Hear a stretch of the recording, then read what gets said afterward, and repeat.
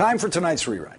Kentucky's Tea Party Senator Rand Paul continues to attack President Obama over his decision to join the enforcement of a no-fly zone in Libya. Here's Rand Paul on the Senate floor today. I am appalled that the Senate has abdicated their responsibility. The Senate has chosen not to act and to allow this power to gravitate to the president. I think that the precedent for allowing a president to continue to act or to initiate war without congressional review, without congressional votes, without the representatives of the people having any say is a real problem. I told my constituents when I ran for office that the most important vote I would ever take would be on sending their men and women, the boys and girls, the young men and women in my state or anywhere across the United States to war. To me, it's an amazing thing that we would do this so lightly without any consideration by this august body, to send our young men and women to war without any congressional approval. Rand Paul could not be more clear.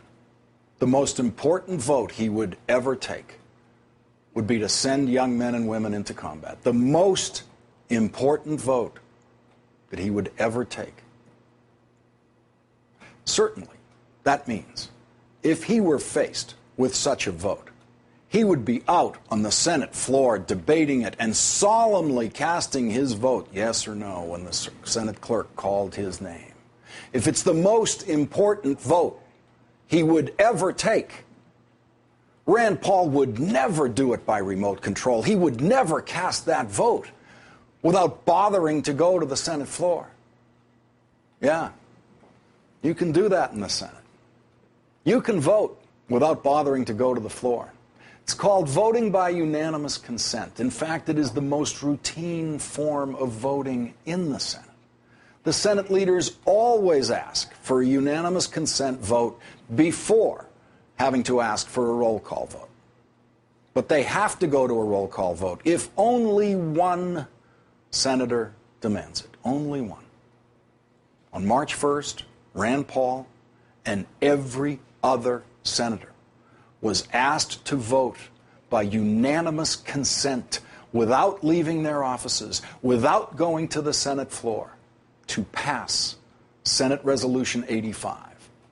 As described in this space last night, and worth mentioning yet again, Senate Resolution 85 was proposed by liberal senators, including Chuck Schumer and Bernie Sanders. Senate Resolution 85 said everything President Obama has said about Libya.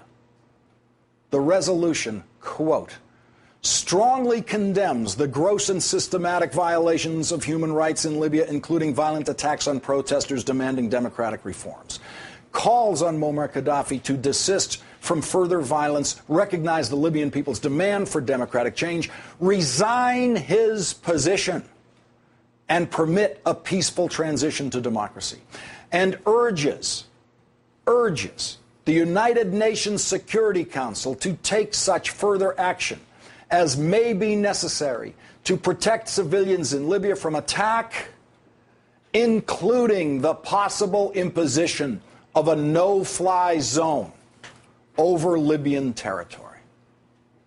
Now, here's what Rand Paul could have done when he was asked to vote for that resolution by unanimous consent. He could have done what everyone does when they're opposed to a resolution or to a bill. They say, no, I will not vote by unanimous consent. I demand unlimited debate and a roll call vote.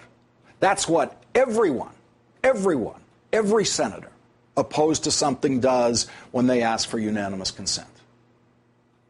And then Rand Paul, if he did that, could have debated that resolution endlessly, no limit in the Senate, could have debated it as long as he wanted, and he could have voted no if the roll was ever called.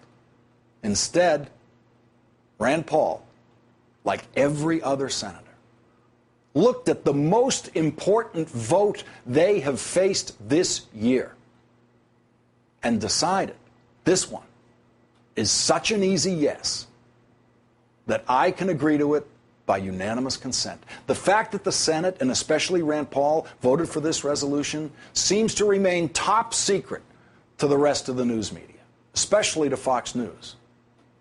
Here's Rand Paul getting away with lying on Fox News this morning.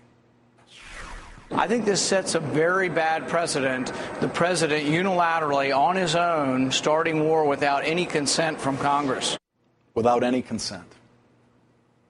Without any consent.